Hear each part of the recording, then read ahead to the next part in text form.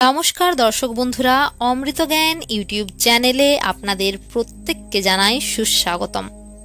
বন্ধুরা, আজকের এই ভিডিওটিতে আলোচনা করব এই পবিত্র ভাদ্র মাসে এমন কিছু সংকেত রয়েছে, সেগুলো যদি আপনারা জীবনে একটিবারও পেয়ে থাকেন তাহলে বুঝবেন মা লক্ষ্মীর কৃপা দৃষ্টি আপনাদের উপর রয়েছে এবং ভবিষ্যতে পারিবারিক ক্ষেত্রে সম্পর্কের মধ্যে বলুন বা অর্থনৈতিক দিক থেকে উন্নতিকরণ ঘটবে। কারণ যে সংকেতগুলো আপনাদেরকে আমি বলবো সেগুলো প্রত্যেকটিই শুভ সংকেত এবং আমরা প্রত্যেকেই জানি যে এই ভাদ্র মাস হলো ধর্মকর্মের মাস এবং এই মাসেই শ্রীকৃষ্ণ ও শ্রী রাধিকা রানী জন্মগ্রহণ করেছিলেন। তাই এই পবিত্র ভাদ্র মাসে এরকম সংকেতগুলো পাওয়া মানে বুঝতে হবে যে আগাম ভবিষ্যতে জীবন সার্থক হবেই, অর্থাৎ কোনো না কোনো দিক দিয়ে আপনারা কিন্তু লাভবান হবেনই। যাই হোক, এরপর আমি আপনাদের ওয়ান বাই ওয়ান জানিয়ে দিচ্ছি সংকেতগুলো কি। তবে তার আগে অনুরোধ করব যে অনুষ্ঠানটি ভালো লাগলে লাইক, কমেন্ট, শেয়ার করতে ভুলবেন না এবং চ্যানেলটি পারলে সাবস্ক্রাইব করে পাশে থাকা বেল আইকনটি অন করে রাখবেন এরকমই সব পরবর্তী ধার্মিক সংক্রান্ত ভিডিও পাওয়ার জন্য।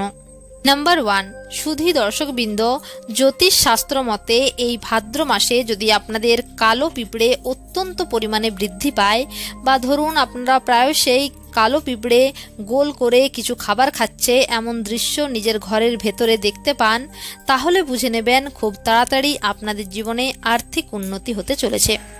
জীবনে ফাটকা ইনকামের বৃদ্ধি হচ্ছে, অর্থাৎ লটারি মাধ্যমে অর্থপ্রাপ্তি হওয়ার একটি যোগ সৃষ্টি হচ্ছে, বা বলা যেতে পারে আপনারা কোনো না কোনো মাধ্যমে টাকা পয়সা লাভ করতে চলেছেন।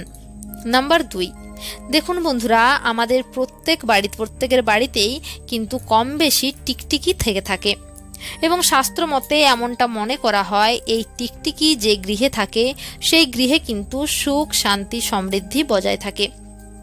তাই শাস্ত্র মতে নিষেধ করা হয়েছে যে বাড়ির টিকটিকিকে কখনোই মেরে ফেলা বা তাড়িয়ে দেওয়া উচিত নয়, নতুবা গৃহে কখনোই মা লক্ষ্মীর বাস হবে না। কারণ যে পরিবারে যে গৃহে টিকটিকির আনাগোনা হয়ে থাকে সেই গৃহে সর্বদাই মা লক্ষ্মীর কৃপা বিদ্যমান থাকে। সুতরাং এই ভাদ্র মাসে আপনারা টিকটিকি কখনোই তাড়িয়ে দেবেন না, তাদেরকে কোনোভাবেই আঘাত করবেন না, নতুবা আপনাদের জীবনে কিন্তু নানান রকম আর্থিক ঝামেলা ঝঞ্ঝাট চলে আসতে পারে। অন্যদিকে এমনটা মনে করা হয় যদি আপনার বাড়ির তুলসী গাছের পাশে বা তুলসী মঞ্চের আশেপাশে এই টিকটিকি দেখতে পান তাহলে খুব সহজেই আপনি তুলসী মাতার আশীর্বাদ প্রাপ্ত করতে চলেছেন। ফলস্বরূপ আপনার কর্মক্ষেত্রে ব্যাপক উন্নতি ঘটবে। যারা কর্মক্ষেত্রে বিভিন্ন সমস্যার মধ্যে রয়েছেন বা কর্মক্ষেত্রে উন্নতি লাভ করতে পারছেন না, তাদের সকল প্রকার কর্মসংস্থা থেকে খুব সহজেই সমাধানের পথে এগিয়ে যাবেন। এমনকি যে কাজের জন্য আপনি বারবার ফেল হয়ে যাচ্ছেন, কাজে সফলতা পাচ্ছেন না, সেখান থেকেও আপনি মুক্তি পেয়ে যাবেন। দেখুন বন্ধুরা, একথা সত্য যে গৃহে টিকটিকির আনাগোনা হয়ে থাকে সেই গৃহে কখনোই অন্নের অভাব হয় না এবং পরিবারের সর্বদাই সুখ শান্তি বিরাজ করে, তথা পরিবারের সদস্যদের শারীরিক দিকটিও সুস্থ সবল থাকে। নাম্বার 3, সুপ্রিয় বন্ধুরা, আপনারা যদি এই ভাদ্র মাসে বা এই লক্ষ্মী মাসে যদি ঝাড়ুর স্বপ্ন দেখেন তার মানে বুঝবেন আপনারা অখণ্ড সৌভাগ্যের অধিকারী হতে চলেছেন। দেখুন বন্ধুরা, আপনারা প্রত্যেকেই জানেন এই ঝাড়ু বা ঝাঁটা হলো মা লক্ষ্মীর স্বরূপা বা প্রতীক। সুতরাং আপনারা যদি এই ভাদ্র মাস চলাকালীন স্বপ্নে কোনো ব্যক্তি বা মহিলা ঝাড়ু দিচ্ছেন এমনটা দেখেন বা নিজে ঝাড়ু দিচ্ছেন এমনটা দেখেন, সেক্ষেত্রে আপনাদেরকে বুঝে নিতে হবে আপনাদের জীবনের সকল প্রকার খারাপ সময় অতি শীঘ্রই পরিসমাপ্তি হতে চলেছে এবং আগামী দিনে আপনাদের জন্য অতি ভালো সময় আসতে চলেছে, তথা জীবনে থাকা অনেক প্রকার সমস্যা, অর্থকষ্ট, বিপদ আপদ থেকেও আপনারা কিন্তু মুক্তি পাবেন যদি এই ভাদ্র মাস চলাকালীন ঝাড়ুর স্বপ্ন আপনারা দেখেন। সুতরাং এই স্বপ্নটি আপনারা দেখলে কাউকে বলবেন না, চেষ্টা করবেন গোপনে রাখার। নাম্বার 4, সুপ্রিয় বন্ধুরা, এই ভাদ্র মাস চলাকালীন যদি আপনাদের ঘরের ছাদের উপর বা গৃহ প্রাঙ্গণে সাদা পেঁচা হঠাৎ করে প্রবেশ করে যায়, তার মানে বুঝবেন স্বয়ং মা লক্ষ্মী আপনার গৃহে আগমন ঘটেছে। কারণ আমরা প্রত্যেকেই জানি পেঁচা হলো মা লক্ষ্মীর বাহন।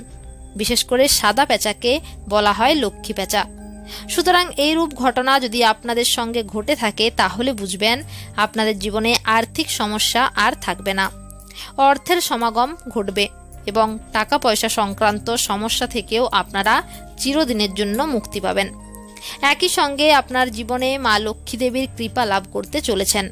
নাম্বার 5, যদি আপনারা এই ভাদ্র মাস চলাকালীন স্বপ্নে শঙ্খের দর্শন পান বা কেউ যদি শঙ্খ বাজাচ্ছে এরকম ধ্বনি যদি আপনারা শ্রবণ হয় তাহলে বুঝবেন আপনাদের জীবনে অত্যন্ত ভালো কিছু হতে চলেছে।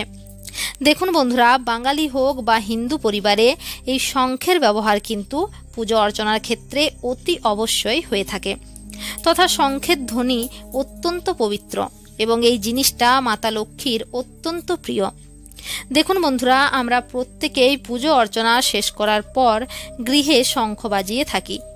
সুতরাং আপনারা যদি এই ভাদ্র মাসে স্বপ্নের মধ্যে শঙ্খের ধ্বনি শুনে থাকেন বা দেখে থাকেন তাহলে জানবেন অতি শীঘ্রই আপনাদের জীবনে আর্থিক উন্নতি হতে চলেছে এবং ছোট বড় অনেক সমস্যা থেকে আপনারা কিন্তু রেহাই পাবেন দৈবিক কৃপায়। সুতরাং এই ভাদ্র মাস চলাকালীন আপনারা যদি এরূপ কোনো সংকেত পান তাহলে কিন্তু ভুল করেও কাউকে বলবেন না, সে যত বড়ই আপনার রিলেটিভ হোক না কেন বা আত্মীয় হোক না কেন, গোপন রাখবেন, ভালো আপনাদেরই হবে। নাম্বার 6, শাস্ত্র মতে এমনটা মনে করা হয় স্বপ্নে যদি আপনারা পাখির বাসা করা দেখেন তাহলে এই স্বপ্ন আপনাদের জীবনে ইতিবাচক ইঙ্গিত বহন করে নিয়ে আসতে সক্ষম। একই সঙ্গে আপনাদেরকে আরও একটি বিষয় জানিয়ে দেব, এই ভাদ্র মাস চলাকালীন যদি আপনাদের গৃহে প্রায়শই পাখির আনাগোনা হয়ে থাকে সেক্ষেত্রে স্বয়ং মা লক্ষ্মীর আগমন গৃহে উপস্থিত হওয়াকে ইঙ্গিত করে। শাস্ত্র মতে এটা বলা হয় যে বাড়িতে পাখি বাসা তৈরি করে তাহলে তা আপনার জীবনে সৌভাগ্যের প্রতীক বলে মনে করা হয়ে থাকে। দেখুন বন্ধুরা, এমনটা যদি আপনাদের সঙ্গে হয় তাহলে কিন্তু বাড়ির মধ্যে থাকা সকল প্রকার অশুভ শক্তি, সকল খারাপ প্রভাবগুলো একদমই কেটে যাবে, পরিবারে সুখ সমৃদ্ধি বাড়বে এবং আপনার গৃহে মা লক্ষ্মী দেবীর আশীর্বাদ সর্বদাই বজায় থাকবে। সুপ্রিয় বন্ধুরা, আজকের ভিডিওটি এখানেই শেষ করলাম। আশা করছি আপনারা ভিডিওটি দেখে উপকৃত হয়েছেন, সমৃদ্ধ হয়েছেন এবং তা যদি হয়ে থাকেন তাহলে ভিডিওটিতে একটি লাইক দেবেন, কমেন্টে আপনাদের মূল্যবান মতামত লিখে জানাবেন এবং ভিডিওটা যতটা পারবেন আত্মীয় পরিজনদের সাথে, বন্ধু বান্ধবীদের সাথে শেয়ার অবশ্যই করবেন এবং পরিশেষে এরকমই সব ধার্মিক সংক্রান্ত ভিডিও দেখার জন্য চ্যানেলটি সাবস্ক্রাইব করে পাশে থাকা বেল আইকনটি অন করে রাখবেন। ঈশ্বর আপনাদের প্রত্যেকের মঙ্গল করুক। নমস্কার, ধন্যবাদ।